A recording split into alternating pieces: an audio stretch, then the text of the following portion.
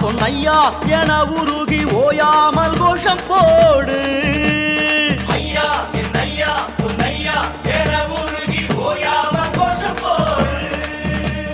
மனமாற கூறுங்கய்யா, இது மலையேறும் நேரமையா. தலபாரம் இறங்கும் முன்னே நம்ம மனபாரம் இறங்குமையா.